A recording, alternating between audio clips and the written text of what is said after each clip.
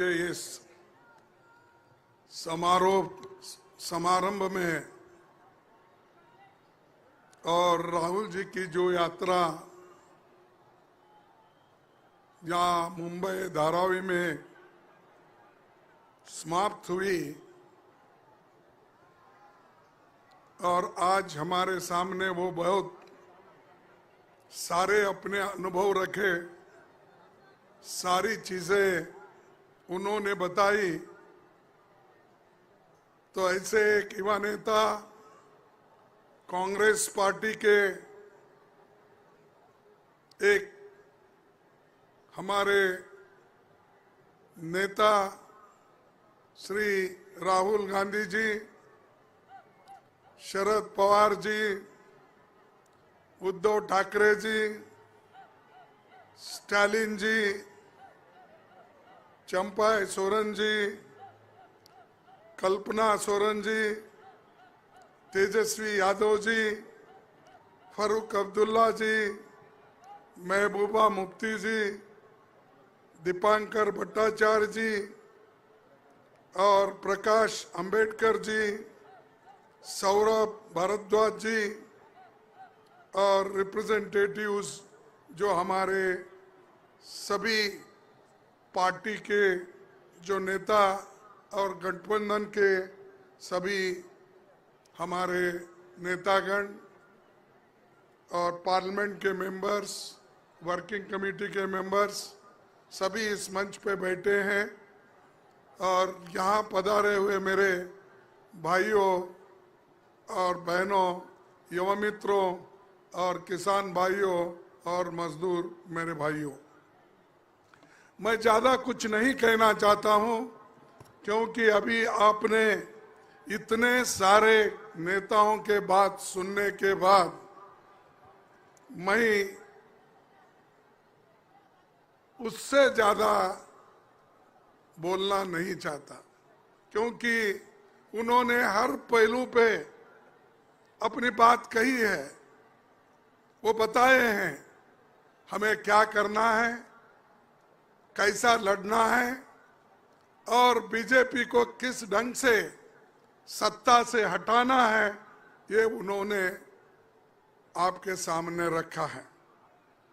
भाइयों, सबसे पहले मैं राहुल गांधी जी का बहुत बहुत उनको बधाई देता हूं और जिन्होंने अपनी दूसरी भारत जोड़ो यात्रा 6,300 किलोमीटर उन्होंने यात्रा की मणिपुर से मुंबई तक, और दूसरी इससे पहले कन्याकुमारी से लेकर कश्मीर तक उन्होंने खुद पैदल यात्रा की। बहुत लोगों को पहले ऐसा महसूस हुआ कि भाई ये क्या कर रहे हैं, लेकिन उन्होंने खुद ही बताया कि लोगों को जागृत करने के लिए, लोगों में लोकतंत्र के बारे में बताने के लिए, संविधान के बारे में बताने के लिए और खास करके उनके हकूक क्या है, ये चीजें बताने के लिए उन्होंने अपना समय दिया और उन्होंने कहा ये भूमि ऐसी है, मुंबई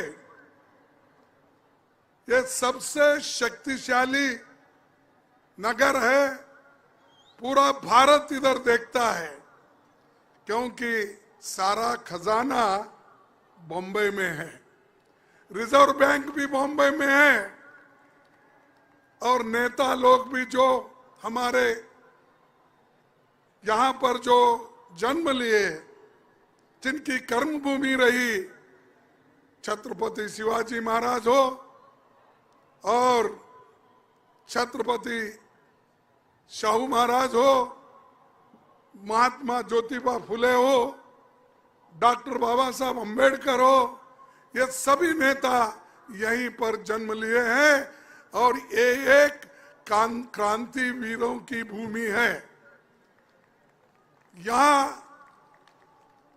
यहां से जो विचार निकलेंगे वही सारे हिंदुस्तान में फैलेगा। किसी कोने में कुछ आवाज निकलेगी उतना नहीं, आवाज नहीं फैलेगी। लेकिन मुंबई में अगर कोई आवाज क्रांति की हो, शांति की हो, लोगों के भलाई की हो, अगर जो निकलती है तो सारे देश में फैलती है, दुनिया में फैलती है। तो इसीलिए मुंबई हम सब के लिए एक बहुत बड़ा गर्व है और खास करके हम सबको इस बारे में हम सोचना भी जरूरी है। और साथियों, ये जो आर्थिक राजधानी रहते हुए सभी गरीबों को, मध्यम वर्ग को और अमीर से अमीर आदमी भी यहाँ रहता है, गरीब से गरीब आदमी भी यहाँ रहता है। इसीलिए हमारे पास लोग कहते हैं कि भाई मुंबई अगर कोई काम ढूंढने के लिए जाता है, कभी भूखा नहीं मरता, वो वहां पर कुछ कमा के लाता है, लेकिन कभी वो घुमाता नहीं। लेकिन इस स्थिति में इस देश का आज क्या परिस्थिति है, इसीलिए हमने एक 5 गारंटी घोषित की है। वो 5 गारंटी में, जिसमें खास करके किसान, युवा, महिला, श्रमिक और हिस्सेदारी न्याय गारंटी, इस न्याय गारंटी 5 न्याय गारंटी में और एक 5 हमने जोड़ दिया। यानी किसान के लिए क्या क्या करेंगे, युवाओं के लिए हम क्या करेंगे, महिलाओं के लिए हम क्या करेंगे, और जातीय जनगणना करने से या इस देश के गरीबों की किस ढंग से भलाई होगी, और वो सेंसस को हम सामने लाना चाहते हैं, भलाई नहीं चाहते हैं। इसीलिए हम इसको हमने चाहते हैं कि 25 गारंटी जो हम सभी ने स्वीकारा है और स्वीकारने वाले हैं, ये आपको जब आने वाले दिन में सभी मिलके आपको बताएंगे। ये सब गरीबों के लिए हमने किया है। हमारे कार्यक्रम ये गरीबों के लिए है, और मोदी जी के कार्यक्रम क्या है, ये सिर्फ अमीर के लिए है। जैसा कि राहुल जी ने बताया, जैसा कि औरों ने कुछ बताया, ये सभी गारंटीज हमारे गरीब तबके के लिए, भलाई के लिए है। लेकिन मोदी जी की गारंटी सिर्फ चंद अमीर लोगों के लिए है। जो अमीर रोज अमीर बन रहा है, गरीब और गरीब बन रहा है। बहुत से लोगों को ये समझ में नहीं आ रहा, इतनी गरीबी रहती हुए हम उधर ध्यान नहीं दे रहे। इन्फ्लेशन बढ़ रहा है, अनएम्प्लॉयमेंट बढ़ रहा है, गरीब बच्चों को स्कॉलरशिप जल्दी नहीं मिल रहा है, इधर किसका भी ध्यान नहीं है। और मोदी जी हमेशा यही कहते हैं, ये मोदी की गारंटी। अरे भाई, तुम्हारी पार्टी की गारंटी तो कम से कम बोलो। Modi guarantee, Modi guarantee, Modi guarantee, ये क्या है? मोदी एक व्यक्ति है, लेकिन वो व्यक्ति को इतना अहंकार आया है कि हर चीज को ये मोदी गारंटी। और वो ये भी समझते हैं मोदी जी कि देश को आजादी मिली है वो 2014 में ही मिली है, इससे पहले आजादी नहीं आई। 1947 में आजादी नहीं आई। उनका कहना है कि आजादी मिली ये 2014 में ही मिली, इसीलिए उनकी गिनती वहीं से शुरू होती है। वो पंडित जवाहरलाल नेहरू जी ने जो किया वो भूल जाते हैं। डॉक्टर बाबा साहब अम्बेडकर ने जो निचले तबके के लिए और देश के लिए क्या किया वो भूल जाते हैं।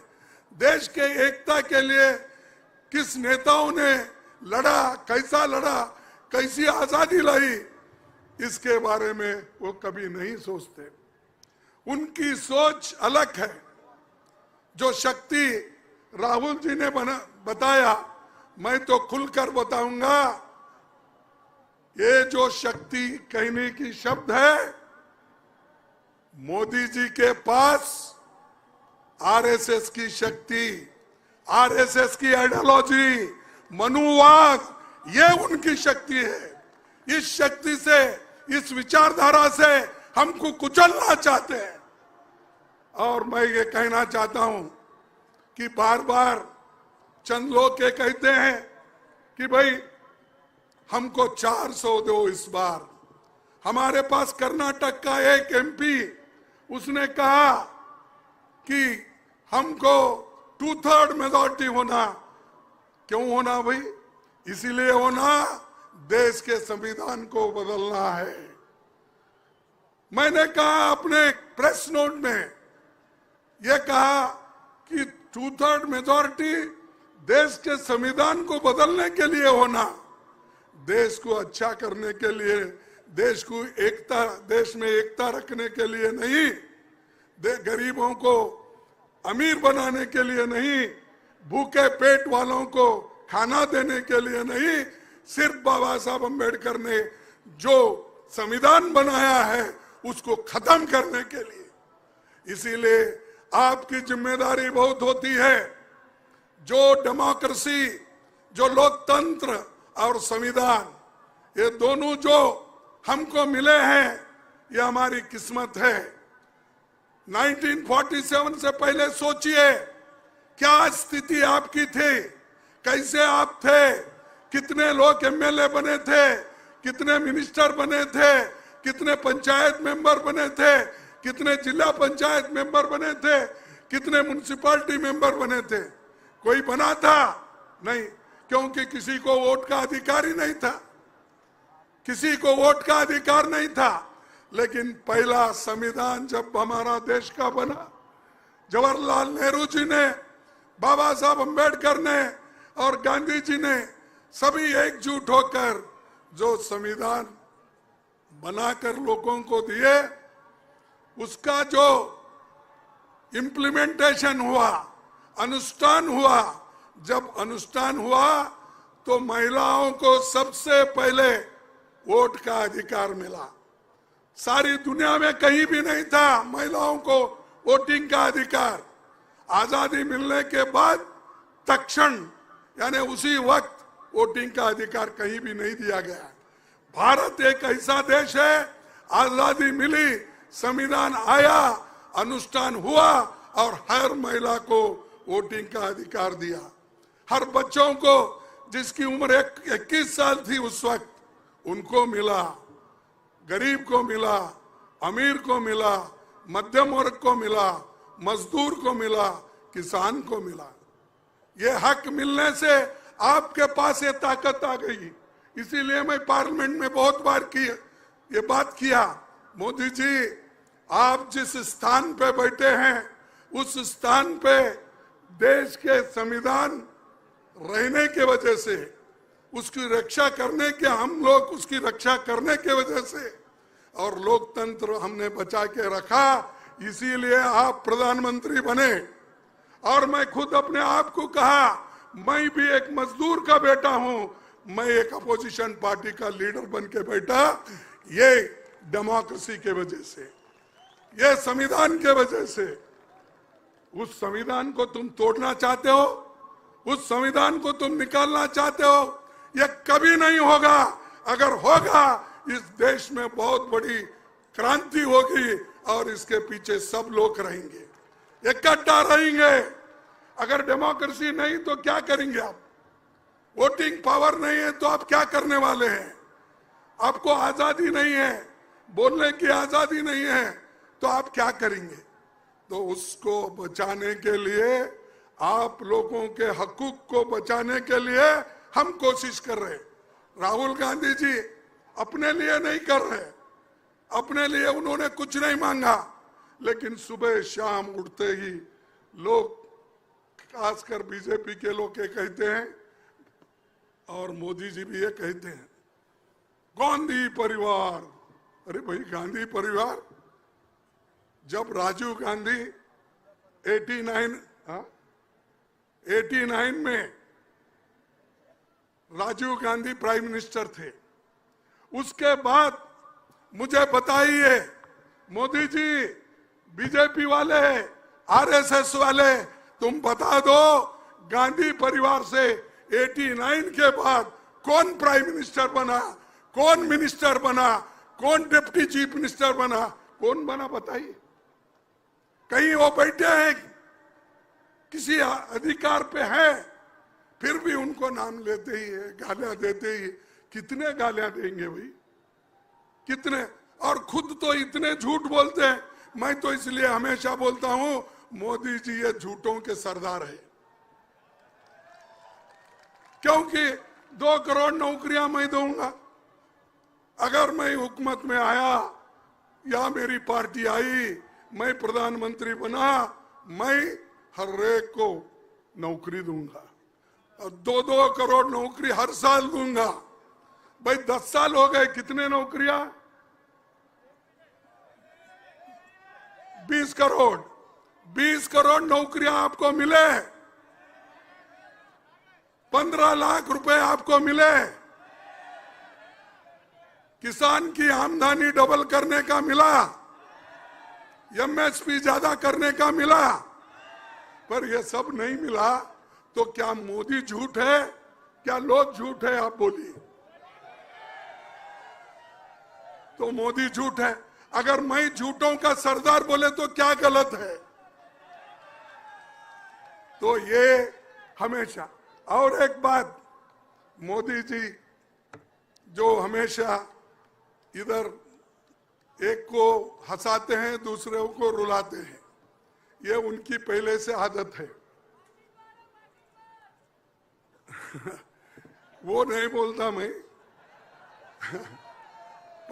अरे भाई, ये तुम ऐसा मत बोलो, पॉकेट मार। पॉकेट में कितने पैसे रहते हैं? उसको तो 18,000 करोड़ रुपए बॉन्ड में मिल रहे हैं, तुम तो पॉकेट मार बोलते हैं। पॉकेट मार में बहुत हो गए तो 1,500 रुपए मिलेंगे।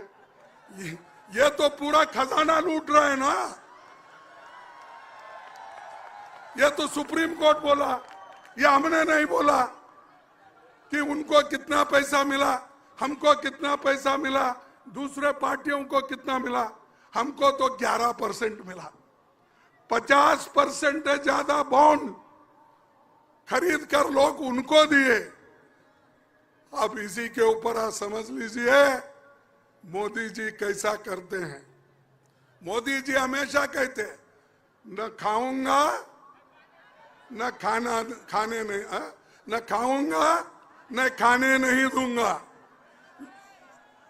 लेकिन मेरा कहना है न खाऊंगा न खाने दूंगा जो बोलते हैं, तो तीसरा शब्द यह है न खाऊंगा न खाने दूंगा। लेकिन बड़े बड़े अमीर लोग जो हजारों करोड़ में बॉन्ड देते हैं, मैं गपचुप लूंगा। ये उनकी आदत है। और बाहर जाते, परसों ही मेरे कॉन्स्टिट्यूंसी को गए थे 3 दिन पहले गुलबर्गे में। ठीक, जाने दो, उनको जो संविधान उनको ये दिए है, क्या म्हणता त्याला,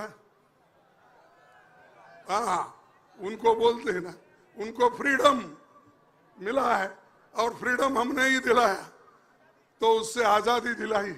तो जाते रहते हैं, जाने दो। लेकिन मैं आपसे यही कहूंगा कि मोदी जी के दांत ये हाथी के जैसे हैं, दिखाने के अलग, खाने के अलग। इसीलिए आप लोग बड़े होशियार रहना चाहिए उनसे। और वो हमेशा हर एक को सता के अपने तरफ लेते हैं। अभी राहुल जी ने जिक्र किया एक आदमी का, और उन्होंने कहा, राहुल जी ने कहा कि हमारे नेता श्रीमती सोनिया गांधी जी के पास जाकर एक नेता ने रोया और रोकर कहा कि अब मेरे को छोड़ो, नहीं तो मेरे को फांसी लगाएंगे बीजेपी वाले।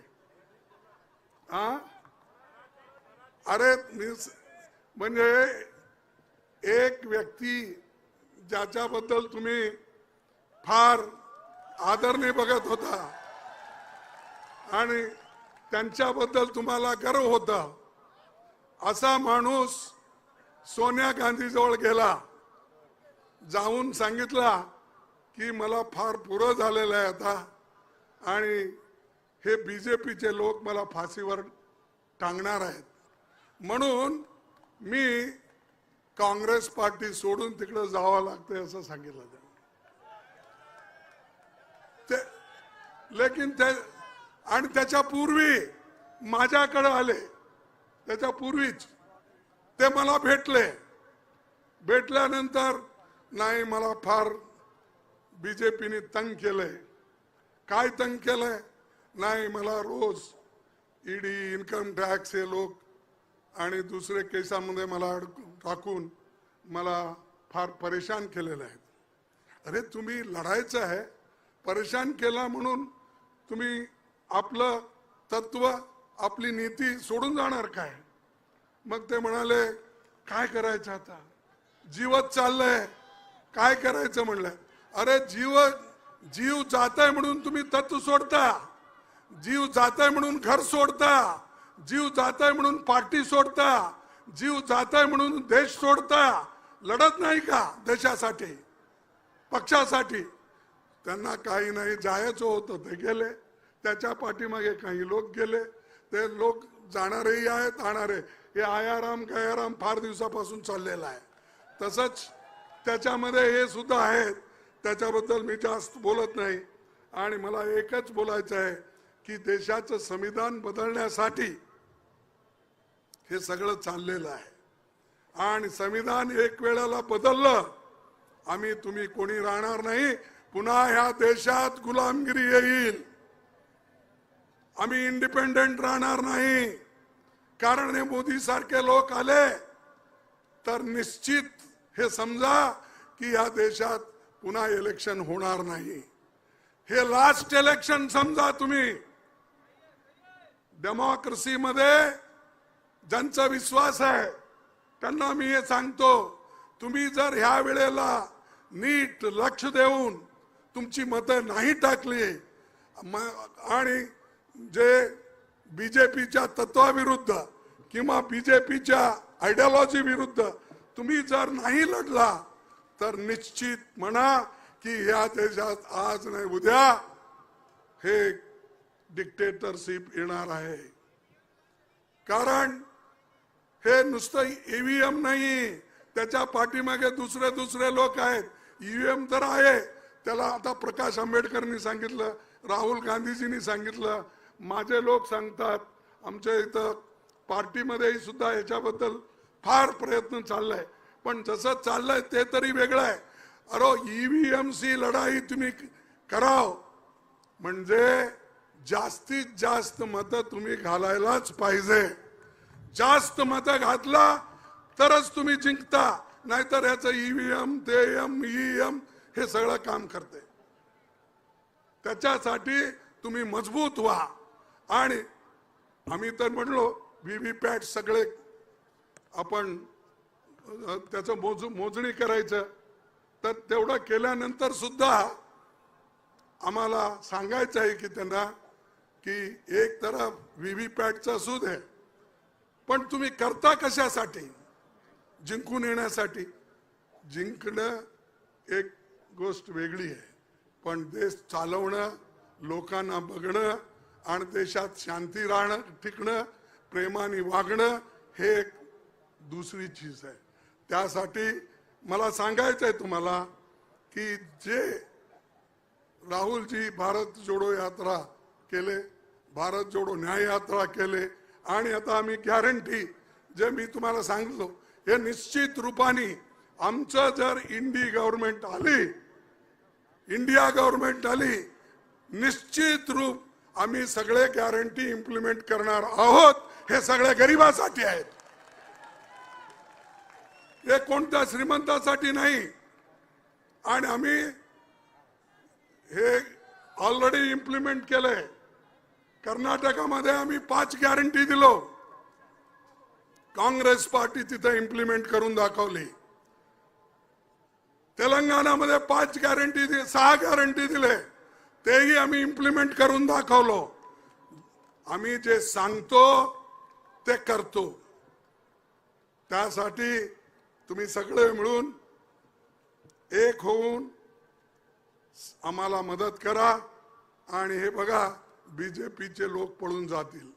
आज काही लोक काँग्रेसचा झेंडा सोडले, शिवसेनेचा सोडले असतील, एनसीपीचे सोडून गेले.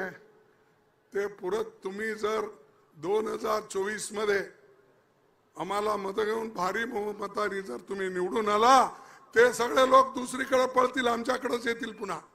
त्यावेळेला तुम्ही घेऊ नये. जे लोक पळून गेले त्यांना सोडा. मी शरद पवार साहेबांना, उद्धव ठाकरेंना सांगतो की जे गेले जाऊ दे, त्याला दुसरा तिथं पैदा होतो ना, दुसरा जन्मतोय काय, तोच आहे काय? तर हे फार मोठं आहे. म्हणून मी तुम्हाला सांगायचं आहे की तुम्ही सगळे लोक ईडी, सीबीआय, आयटी ह्याला भिवून जाऊ नका. लढा. हे असंच दिवस राहणार नाहीत. लढत राहिलं तरच तुम्हाला यश मिळेल. रडत राहिला तर तुम्हाला रडवतील ते 100%.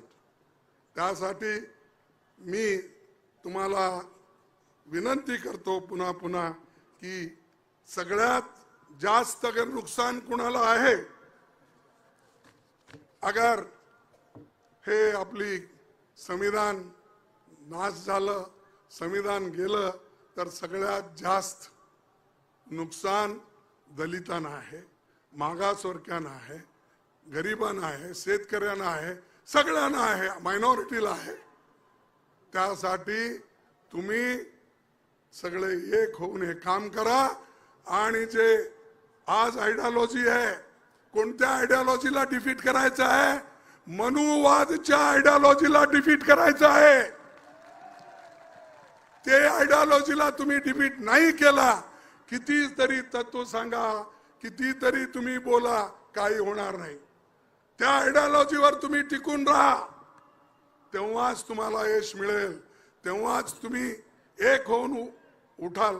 म्हणून मी तुम्हाला शेवटी एक शब्द सांगून मी आपलं भाषण संपवतो. ते आहे की आपले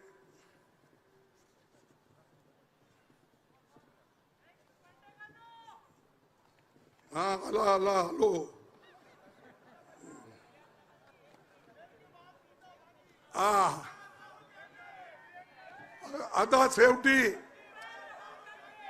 आता शेवटी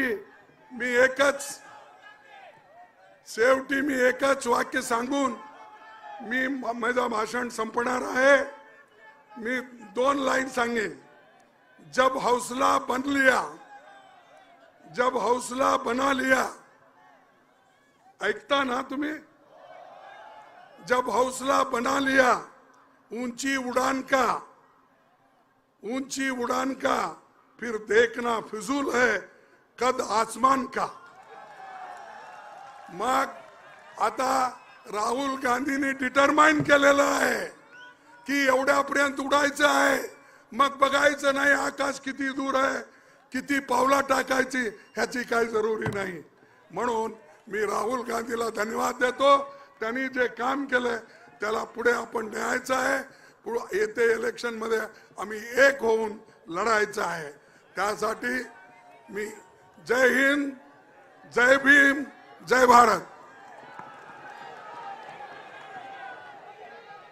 इसके बाद भारत जोड़ो यात्रा और भारत जोड़ो न्याय यात्रा में जो सिविल सोसाइटी का रिप्रेजेंटेशन किया